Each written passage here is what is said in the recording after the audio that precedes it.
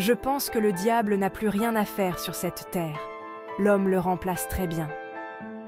Avez-vous déjà remarqué à quel point l'humanité semble parfois se comporter de manière destructrice, comme si nous remplacions le diable lui-même? Dans cette vidéo, nous allons explorer comment les actions humaines, souvent guidées par l'égoïsme, la peur ou le désir de pouvoir, ont pris une tournure si sombre que nous pourrions penser que le diable n'a plus rien à faire sur cette terre.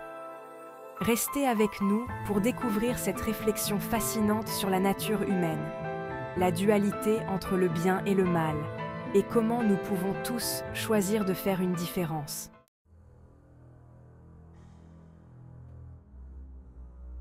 Mais d'abord, commençons par examiner certains comportements humains qui semblent vraiment sombres et destructeurs.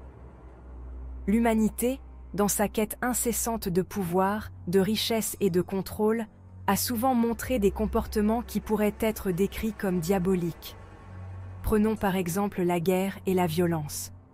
Depuis la nuit des temps, les conflits armés ont dévasté des civilisations entières, semant la destruction et le chaos. Les guerres sont souvent motivées par le désir de dominer, de contrôler des ressources ou d'imposer une idéologie.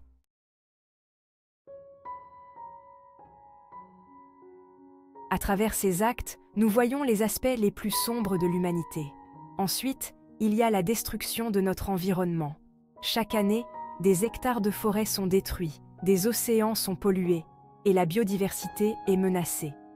Tout cela à cause de la négligence humaine et de notre obsession pour le profit. Nous consommons sans réfléchir aux conséquences, ignorant les signes évidents de la dégradation de notre planète. Les ressources naturelles sont exploitées à un rythme insoutenable, menaçant non seulement l'environnement, mais aussi notre propre survie à long terme. La pollution de l'air, de l'eau et du sol a des effets dévastateurs sur la santé humaine, provoquant des maladies respiratoires, des cancers et d'autres affections graves. Et pourtant, malgré toutes les preuves scientifiques et les avertissements des experts, nous continuons sur cette voie destructrice, comme si nous étions aveugles aux conséquences de nos actions.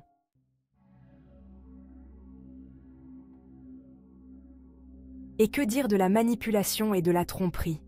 La corruption, la fraude et l'exploitation sont devenues monnaie courante dans de nombreux secteurs.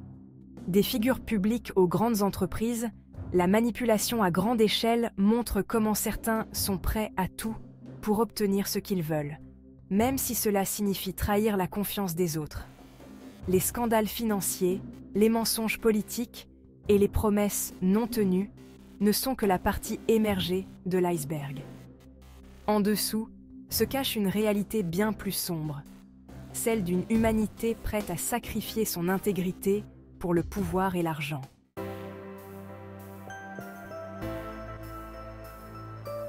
Mais ne nous arrêtons pas là.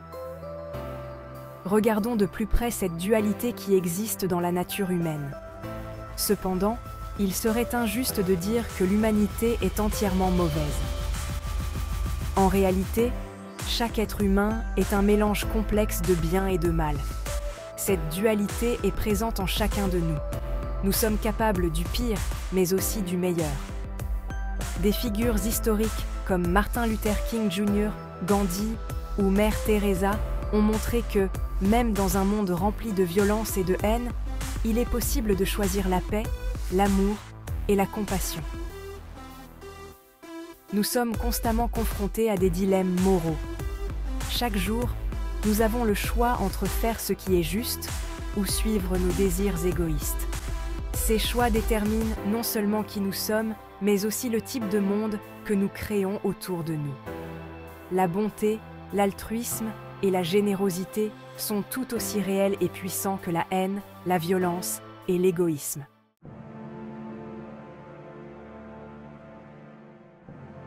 Les histoires de gens ordinaires qui font des choses extraordinaires pour aider les autres, même au péril de leur propre vie, montrent que le bien existe toujours en ce monde. Par exemple, pensons aux innombrables personnes qui ont risqué leur vie pour sauver des inconnus lors de catastrophes naturelles, ou à celles qui ont consacré leur vie à lutter contre l'injustice, la pauvreté et la discrimination. Ces actes de courage et de sacrifice rappellent que, même face à l'adversité, l'humanité est capable de grandeur.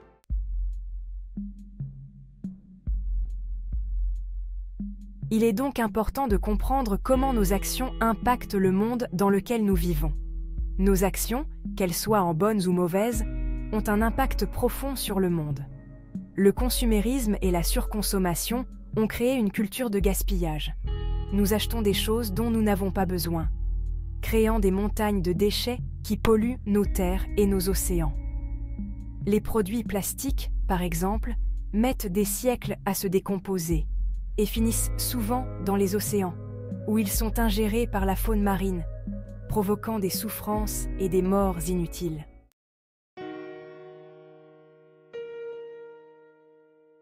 Les inégalités sociales et économiques continuent de croître, avec une petite partie de la population mondiale possédant la majorité des richesses, tandis que des millions de personnes vivent dans la pauvreté.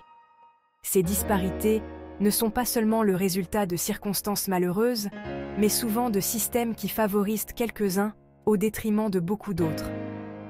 Les riches deviennent plus riches, tandis que les pauvres luttent pour survivre. Cette injustice systémique crée un terrain fertile pour le ressentiment, la colère et la frustration.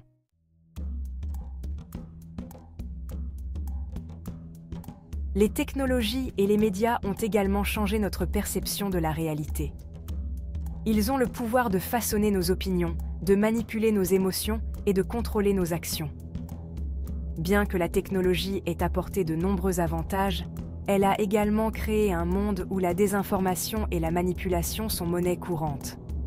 Les réseaux sociaux, par exemple, sont devenus des plateformes où la vérité et le mensonge sont souvent indiscernables, créant une confusion et une division accrue.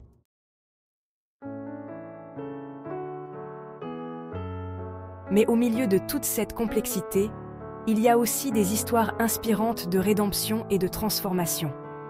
Malgré tous ces défis, il existe aussi des histoires incroyables de rédemption et de transformation. Il y a des gens qui ont commis des erreurs terribles, mais qui ont trouvé le chemin de la rédemption. Par exemple, des criminels réformés qui ont changé leur vie et sont devenus des défenseurs des droits de l'homme ou des militants pour la paix. Ces histoires montrent que, même lorsqu'on a pris de mauvaises décisions, il est toujours possible de changer de cap et de faire amende honorable. Des pays et des communautés se sont également relevés après des périodes de grandes turbulences. Ils ont reconstruit, appris de leurs erreurs et se sont engagés à créer un avenir meilleur pour tous. L'histoire est remplie d'exemples de peuples qui ont surmonté l'adversité, résisté à l'oppression et émergé plus forts et plus unis. Prenons l'exemple de l'Allemagne après la Seconde Guerre mondiale. Dévastée par la guerre, divisée par le mur de Berlin et ostracisée par la communauté internationale, l'Allemagne a réussi à se reconstruire et à devenir l'une des nations les plus prospères et démocratiques du monde. Ce processus de rédemption a été possible grâce à un engagement envers la justice, la réconciliation et la paix.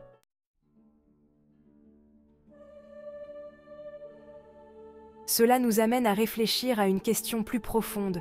Comment le bien et le mal sont-ils perçus dans différentes philosophies et religions ?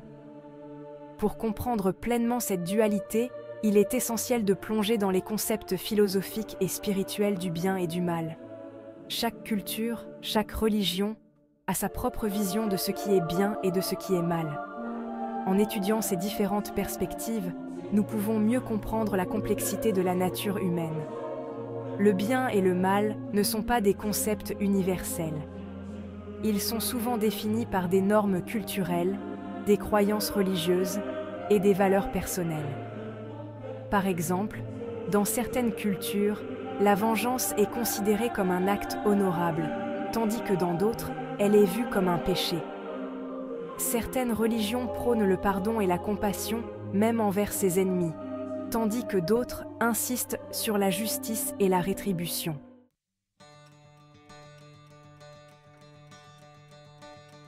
il est également important de reconnaître le rôle du libre arbitre et de la responsabilité personnelle. Nous avons tous le pouvoir de choisir, de décider comment nous voulons vivre notre vie et quel genre de personne nous voulons être. Le bien et le mal ne sont pas seulement des concepts abstraits, mais des choix que nous faisons chaque jour.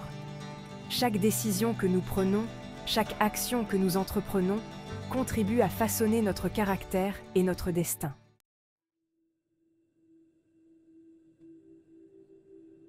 Alors, que pouvons-nous conclure de tout cela?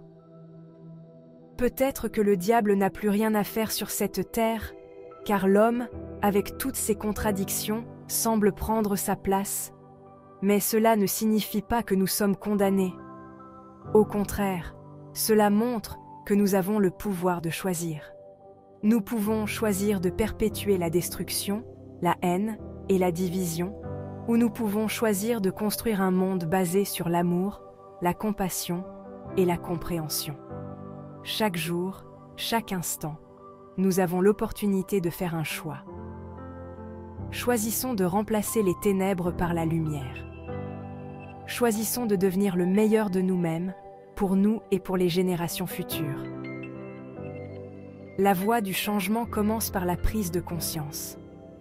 Elle commence par la reconnaissance de nos erreurs, de nos faiblesses, mais aussi de notre potentiel à faire le bien. Le pardon, la réconciliation et la guérison sont possibles si nous sommes prêts à faire le travail nécessaire pour y parvenir.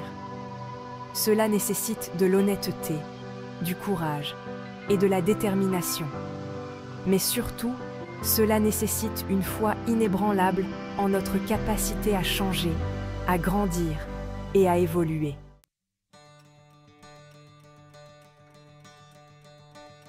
Merci d'avoir regardé cette vidéo. Si elle vous a inspiré ou fait réfléchir, n'oubliez pas de liker, de partager et de vous abonner à notre chaîne.